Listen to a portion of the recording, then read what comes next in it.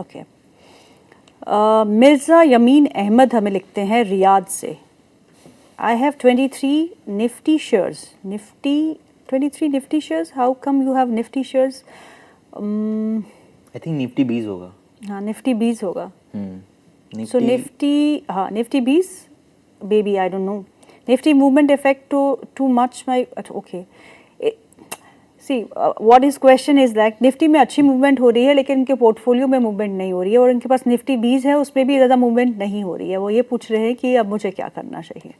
देखिए, निफ्टी तो आपको रातों रात मोमेंटम देने वाला बेसिकली है नहीं, तो it will take some time. Economy के साथ साथ भागेगा। ओवरऑल देखेंगे एक साइकोलॉजिकल जो लेवल है शॉर्ट टर्म में 25,000 के आसपास, तो उसके ऊपर ही है। सो मोटा मोटा मार्केट में तो कुछ भी प्रॉब्लम नहीं है। प्रॉब्लम हुआ है थोड़ा small cap and mid cap में, लेकिन निफ्टी बैंक निफ्टी तो अपना वेटेज के साथ मेंटेन ही कर रहा है। तो आप बने रहिए, it will take some time. कुछ भी प्रॉब्लम निफ्टी बैंक निफ्टी पे तो मुझे करेंट डेट पे नहीं दिखाई देता है। अगर बाई चांस कभी भी 25,000 के नीचे आता है, प्रॉब्लम होता है, ट्रेड डील नहीं होता है, तो कुछ ना कुछ अगर फ्यूचर में खराब न्यूज़ आता है उसका इफेक्ट डेफिनेटली आना है। लेकिन आज तक अभी तक तो कुछ भी इशू नहीं लगता है मुझे। अब मैं इनका सवाल समझ गई हूँ। वो पूछते हैं उनके जो पोर्टफोलियो है, अच्छा, उसमें 41 शेयर है, 41 शेयर्स है, जिसमें से 23 शेयर्स जो है जो निफ्टी कंस्टिट्यूएंट्स है, यानी कि निफ्टी में वो 23 शेयर जो उनके पोर्टफोलियो में है वो निफ्टी शेयर है।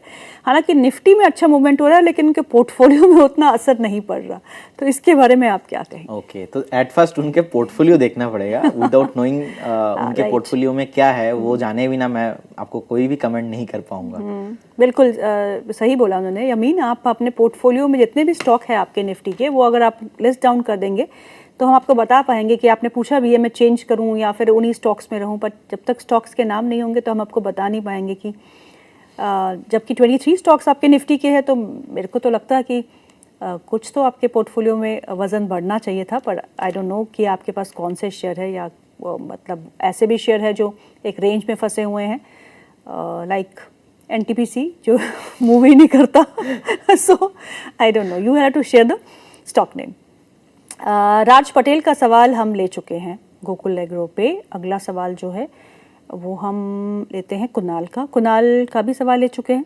कितनी बार रिपीट करेंगे सर? आप थोड़ा नए नए सवाल पूछेगा। आज लगता है मुझे स्टूडियो में देख के लोग पागल हो गया है। नहीं, वो मतलब I think there is a repetition. वो आपके सवाल कुछ स्टॉक्स जो आपने दिए होंगे उसी बारे में बार बार पूछ रहे हैं।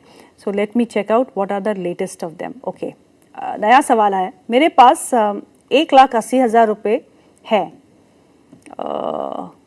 कहाँ पे निवेश कर सकता हूँ? कुछ अच्छे शेयर बता दीजिए। ओके, उससे पहले इसका आंसर और उसके साथ और एक कंपनी में ब्रेकआउट आया है। ओके, नाम है प्रीकॉल। प्रीकॉल में करेंट जोन से बाय करने का सलाह रहेगा। अभी 637 के आसपास का प्राइस है एंड वीकली चार्ट में पॉजिटिव लग रहा है, मंथली चार्ट पे पॉजिटिव है, डेली एक ब्रेकआउट भी आया है। मेरे को लगता है कि इसका रैली आप नेक्स्ट 1 से 2 क्वार्टर रैली कंटिन्यू होने वाला है। शॉर्ट टर्म के लिए टारगेट होगा ऑलमोस्ट 685 का, उसके बाद 750 तक जाना चाहिए। 685 एंड 750 तक ये रैली कंटिन्यू होने वाला है। और एक स्टॉप लॉस आप मेंटेन करना जरूर। स्टॉप लॉस होना चाहिए ऑलमोस्ट 600 के आसपास, 600 will be your stop loss and 685 720 जाने के लिए रेडी हो रहा है। तो आपका अगर व्यू 2-3 महीने का है, आप प्रीकॉल के साथ जा सकते हो। सो यू हैव 2 स्टॉक्स जो अभी तक आपको सुझाए हैं हमारे खास मेहमान जो हमारे स्टूडियो में है प्रदीप ने। एक है प्रीकॉल और दूसरा है एथर एनर्जीज। एथर एनर्जीज 678 के आसपास है, प्रीकॉल 637 के पास है। दोनों ही सेम वैल्यू के स्टॉक आसपास के वैल्यू के हैं। दोनों स्टॉक्स पे आप नज़र रखिएगा। पर एक रिक्वेस्ट है अपने फाइनेंशियल एडवाइज़र से, या अपना रिसर्च भी करिएगा। चार्ट्स को आप भी स्टडी कर सकते हैं, स्टडी करके ही अपनी पोजीशंस बनाइएगा। अच्छा, आपने बोला नहीं 1,80,000 रुपये है, कहाँ लगाने हैं? कौन से ऐसे स्टॉक्स है जो रेकमेंड करेंगे आप? देखिए, मुझे लगता है कि कहीं ना कहीं आपको रिस्क अगर थोड़ा आप कम लेना चाहते हो तो आप, जैसा कि मैं बहुत टाइम से ही आईटी नहीं चल रहा है, तो आईटी में आप टीसीएस के साथ जाइए। अब बजाज फिनेंस रिसेंटली नीचे आया था, बजाज फिनेंस के साथ थोड़ा बहुत आप जा सकते हो। उसके बाद डिफेंस में थोड़ा बहुत इन्वेस्ट कीजिए। डिफेंस में BEL एक ऐसा स्टॉक है जो मुझे बहुत ही अच्छा लगता है। एंड कैपिटल मार्केट में BSE अच्छा लगता है, लेकिन BSE अभी नहीं। BSE थोड़ा अगर नीचे मिलता है कभी भी 2600 2550 के आसपास, तब जाके आपको BSE में इन्वेस्ट करना चाहिए। तो ऐसे एक बार सेग्रीगेशन करके आप इन्वेस्ट कीजिए। डाइवर्सिफिकेशन आपके पोर्टफोलियो में होना चाहिए जी। ओके, अगला सवाल जो है वो है किशोर शर्मा जी का। वो पूछते हैं पारस डिफेंस के बारे में। 738 पे लिया है, अब क्या करना है? देखिए डिफेंस ना ओवरऑल एक थीम है। अब ये अभी भी ओवरबॉट सिचुएशन में नहीं है। अब मेरे को लगता है कि अगर आपको बेचना है, अगर परास डिफेंस का आप देखेंगे बीटा बहुत हाई है। नॉर्मली लास्ट टाइम हमने देखा 440 से भाग के आया था ऑलमोस्ट 805, उसके बाद फिर से नीचे 460 तक आया, अगेन बाउंस बैक करके 938 940 के आसपास हाई लगा के अभी ट्रेड कर रहा है 738 के अराउंड। मुझे लगता है कि नेक्स्ट जो रैली होगा, नेक्स्ट जो मोमेंटम होगा, उस मोमेंटम में आपको बेचना चाहिए। वो मोमेंटम एटलीस्ट 1050 1100 तक जाना चाहिए। तो 1050 1100 जब भी आपको मिले उस टाइम पे आपको बेचना चाहिए। अभी भी बाइंग जोन के आसपास ही है। कभी भी अगर आप फ्रेश बाय भी करना चाहते हो तो 700 से लेकर 690 एक परफेक्ट फेयर वैल्यूएशंस है पारास डिफेंस के लिए। बीटा हाई होने के कारण स्टॉक में वॉलेटिलिटी बहुत जो है हाई रहता है। तो इसीलिए एक बार अपना स्ट्रिक्टली स्टॉप लॉस भी मेंटेन कीजिएगा 625 में। जी ओके, अगला सवाल है विशेष बनी त्रिपाठी जी का। वो पूछते हैं एसोसिएटेड अल्कोहल के बारे में। बाय प्राइस इज 1020, क्या एवरेज कर सकते हैं या फिर निकल जाएं? आप सलाह दीजिए प्लीज़। मुझे लगता है कि डेफिनेटली एवरेज करना चाहिए। और जिस दिन ये ऊपर था उस दिन हमने बताया भी था कि ऊपर नहीं लेना है। एक दिन रिसेंटली आज से एक हफ्ता पहले ही एक दिन 10-12% चला भी था। तो कहीं ना कहीं मुझे लगता है कि 900 एक परफेक्ट जोन है एक्यूमुलेशन करने के लिए, फ्रेश बाई करने के लिए। 964 के आसपास का भी प्राइस चल रहा है। अभी जिनके पास पोर्टफोलियो में है बिल्कुल बने रहिए। 925 से लेकर 900 के आसपास आप इस लेवल पे एक स्टायर मैनर पे बाय ऑन डिप कीजिए। उस केस में आपका स्टॉप लॉस होना चाहिए ऑलमोस्ट 825। फिर से आपको 1150 1200 का भाव शॉर्ट टाइम में ही आते हुए दिखाई देंगे।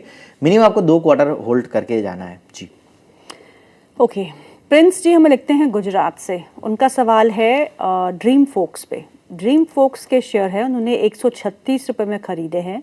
शुड आई बाय मोर और एंड होल्ड और सेल ऑफ?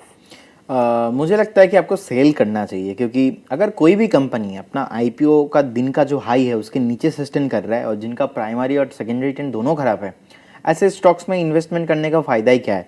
आप देखेंगे 540 से लगातार नीचे आ रहा है, लो और लो लगा के।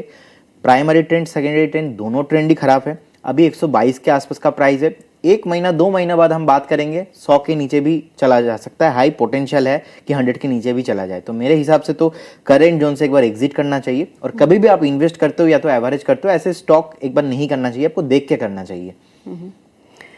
अगला सवाल जो है वो है फेडरल बैंक पे। पूछते हैं प्रदीप सर से पूछिएगा फेडरल बैंक के शेयरों में क्या करना है। देखिए फेडरल बैंक पे मैं पॉजिटिव हूँ एंड मुझे लगता है कि जो रैली रिसेंटली आया है 245 के आसपास का प्राइस है, अभी 275 280 तक के रैली आपको कंटिन्यू होते हुए बिल्कुल दिखेंगे। और जिस तरह का आप देखेंगे ओवरऑल एक बैंकिंग स्पेस में बाइंग अभी रिसेंटली आया है, ये मुझे लगता है कि next it will continue at least 5 to 6 month तो डेफिनेटली होने वाला है। तो बिल्कुल बने रहिए। 275 280 तक आपको भागते हुए बिल्कुल दिखाई देंगे। और हमने इंडियन बैंक के साथ भी देखा, इंडियन बैंक नीचे नहीं आया, लगातार एक स्पाइक लगा के ऊपर आ रहा है। तो फेडरल बैंक के साथ भी सेम होने वाला है।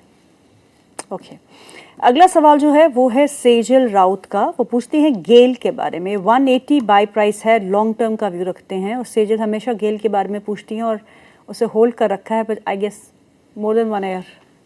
अब क्या करना है? देखिए जब भी आप गेल, भेल, कोल इंडिया, ओएनजीसी ऐसे स्टॉक्स में जब भी आप इन्वेस्ट करते हो तो you have to very clear about that कि ये शॉर्ट टर्म में नहीं चलने वाला। ये थोड़ा जो है पुराना स्टॉक हो चुका है और फंडामेंटली कुछ भी प्रॉब्लम नहीं, लेकिन शॉर्ट टर्म में आपको 1-2 हफ्ते में रैली नहीं दिखाई देगा। सो फंडामेंटली अच्छा है but it will take some time. आपको मिनिमम 1.5 से 2 साल का व्यू मिनिमम रखना है।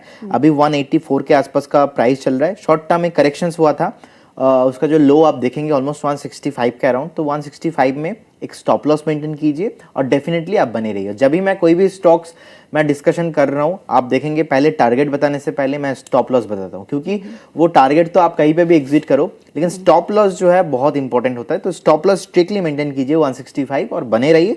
और शॉर्ट टर्म में एक्सपेक्टेशन मुझे लगता है कि थोड़ा कम ही रखना चाहिए पर्टिकुलर स्टॉक में। ये भागेगा जिस दिन ये 195 के ऊपर ना ब्रेकआउट लगाएगा। 195 के ऊपर जाने के बाद ये 240 250 तक जाने का पोटेंशियल इसमें है। ओके, अगला सवाल जो है वो है मिस्टर ठाकुर का। नाम नहीं पूरा लिखा, उन्होंने लिखा है स्टड्स के बारे में। स्टड्स की रीसेंट लिस्टिंग थी। बाइंग प्राइस है उनका 560। व्यू है 6 मंथ्स का। हालांकि चार्ट डेटा जो होगा वो कम होगा प्रदीप। रीसेंट लिस्टिंग ही है स्टड्स की, तो क्या करना चाहिए? कौन सा stock? Studs, STUDDS। Okay. IPO high के ऊपर चल रहा है, इनफैक्ट तो आज हाई भी लगा है, ऑलमोस्ट 7% ऊपर है। जब तक ये 565 को ब्रेक नहीं करता तब तक बने रहिए। न्यू लिस्टेड कंपनी है, 600 का हाई है। न्यू कंपनी में ट्रेड करने का एक ही स्ट्रैटेजी रहेगा, आईपीओ हाई के ऊपर ट्रेल करते रहिए, बिल्कुल ट्रेल करते रहिए और बने रहिए। ओके, जडेजा जी का सवाल है, वो पूछते हैं ग्रो में फ्रेश एंट्री कर सकते हैं क्या? ग्रो में अभी फ्रेश एंट्री नहीं हो सकता, क्योंकि ऑलमोस्ट आप देखेंगे लास्ट 4 दिन में तो ऑलमोस्ट 70% 80% चल गया है। 70-80% भागने के बाद अगर हम यहाँ पे फोमो में बाई करेंगे, जो फेयर ऑफ मिसिंग आउट होता है, तो एक तरह का ट्रैप हो सकता है। अगर आपका व्यू मिनिमम है 1.5-2 साल, I believe in the capital market and जितने भी capital market security related companies है, यहाँ पे ग्रोथ डेफिनेटली पॉसिबल है। लेकिन 4 दिन लगातार भागने के बाद अब देखिए, अभी आप बाई भी करते हो, मान लीजिए 200 भी हो जाता है, तो क्या होगा? ज़्यादा कुछ नहीं होने वाला, लेकिन यहाँ पे प्रॉफिट बुकिंग आने का हाई पॉसिबिलिटीज़ है। तो इसीलिए एक बार कभी भी नीचे आता है थोड़ा शांत होने दीजिए। ऐसा तो नहीं होने वाला कि 188 से आपको लगातार 500 चले जाएंगे। अगर आपको इन्वेस्ट करना है आज के डेट में, तो आपका व्यू होना चाहिए 2 साल 3 साल। यहाँ पे short term mid term view नहीं होना चाहिए। और एक बार मेरे को लगता है कि करेक्शंस आने के लिए वेट करना चाहिए। वो करेक्शंस में भी होगा 165 155 तक, एक बार आपको वेट करना चाहिए। मेरी प्रोड्यूसर्स को ना ग्रो का चार्ट नहीं मिल रहा, क्योंकि ग्रो का नाम ग्रो नहीं है, उसका नाम जो है वो बिलियन ब्रेन्स है। बिलियन ब्रेन्स के नाम से अगर आप सर्च करेंगे तो आपको चार्ट ज़रूर मिलेगा। आई थिंक सुबह से वो स्ट्रगल कर रहे हैं कि उनको चार्ट क्यों नहीं मिल रहा। सो बिलियन ब्रेन्स के नाम से अगर आप ढूंढेंगे तो आपको ग्रो का चार्ट ज़रूर मिल जाएगा।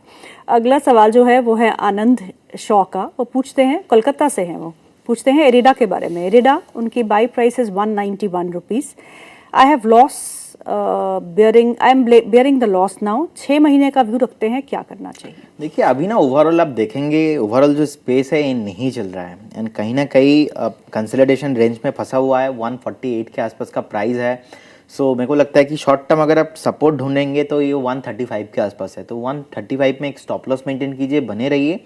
आई बिलीव बजट में अगर कुछ भी पॉजिटिव अनाउंसमेंट होता है पर्टिकुलर स्पेस को लेके, तो फिर यहाँ पे कुछ मोमेंटम बन सकता है। लेकिन इसके आधार पे अभी तो करेंट जोन से बिल्कुल बाई नहीं करना चाहिए, इनफैक्ट एवरेज भी नहीं करना चाहिए। तो बने रहिए, लेकिन फ्रेश बाई भी नहीं और एवरेज भी नहीं करना चाहिए। ओके, आफ्ताब आलम का सवाल है, 2 स्टॉक्स पे है। एक है फेडरल बैंक, जिसके बारे में हम बातचीत कर चुके हैं। दूसरा है बेलराइज इंडस्ट्रीज। प्रदीप सर से टेक्निकल रूप में टारगेट बता दीजिए sir. Belrise industry one of my favourite counter है, लगातार आईपीओ हाई के ऊपर सस्टेन कर रहा है। कहीं ना कहीं लग रहा है कि एक बार 195 एंड 200 जाने के लिए रेडी हो रहा है। बेस भी अच्छा खासा बिल्ड किया है।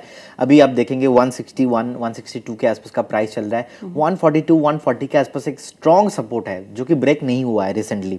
तो ब्रेक ना होने के कारण इसका ट्रेंड अभी भी पॉजिटिव है। वीकली, डेली, मंथली तीनों चार्ट में अच्छा लग रहा है। बने रहिए, थोड़ा पेशेंस रखिए। 195 200 ऑन द वे। पंडित रविंद्र शर्मा जी लिखते हैं, प्रेडिक्शन हो या ट्रेंड का गेम, प्रदीप सर का analysis always top frame. Perfect view, perfect timing, perfect call. Sir जैसा एनालिस्ट मार्केट में कोई नहीं है सर। अरे नहीं, ऐसा नहीं है, हम भी स्टूडेंट ही है मार्केट में और सीख ही रहे। बस ऐसे ही प्यार करते रहिए और हम भी अच्छा कुछ सीखेंगे तो डेफिनेटली हमारे व्यूअर्स के साथ शेयर करने का ही मोटिव है। बिल्कुल सही कहा प्रदीप ने, क्योंकि मार्केट जो है हमारा टीचर है, वो हमें रोज कुछ नई चीज सिखाता है। राइट प्रदीप? यस, मार्केट में कोई भी किंग नहीं है, मार्केट अपने आप में किंग है और आपको as a student always learning करना चाहिए डेली। चले, निधि गुप्ता का सवाल है, पूछती हैं गैब्रियल इंडिया के बारे में। गैब्रियल इंडिया के शेयर उनके पास 500, क्या करना चाहिए? 1100 बाइंग प्राइस है, 1100 की बाइंग प्राइस है और गैब्रियल इंडिया में 500 शेयर है। मुझे लगता है कि आजकल में एक बार एक बेस बनना चाहिए यहाँ पे, क्योंकि बहुत तेजी के साथ यहाँ पे एक सेलिंग प्रेशर देखने को मिल रहा है। 950 को अगर होल्ड नहीं कर पाएगा ना तो बहुत मुश्किल है चार्ट में इसके लिए। तो अभी 966 के आसपास का प्राइस है। जिनके पास पोजीशन है, आप 950 का एक स्ट्रिक्टली स्टॉप लॉस मेंटेन कीजिए। और 950 मैं क्यों बता रहा हूँ, क्योंकि ऊपर से बहुत तेजी के साथ नीचे आ रहा है। चार्ट में तो पूरा क्रैश है, वीकली चार्ट में भी। आज का डे लो भी 948 के आसपास है और उसके बाद रिकवरी भी आ रहा है। सो अगर ये रिकवरी कंटिन्यू नहीं होता है, फिर से अगर 950 के नीचे चला जाता है, तो पॉसिबल है कि 900 भी ब्रेक हो सकता है।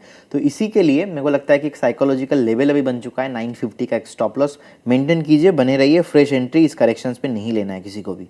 ओके, हर्षप्रीत कौर का सवाल है, प्लीज किया उन्होंने लंबा प्लीज। HCC उनके पास है, जो उन्होंने 42 रुपये में खरीदा है, और उनके पास ब्लू स्टोन है जो उन्होंने 729 में खरीदा है। दोनों ही शेयर्स पे आपकी राय?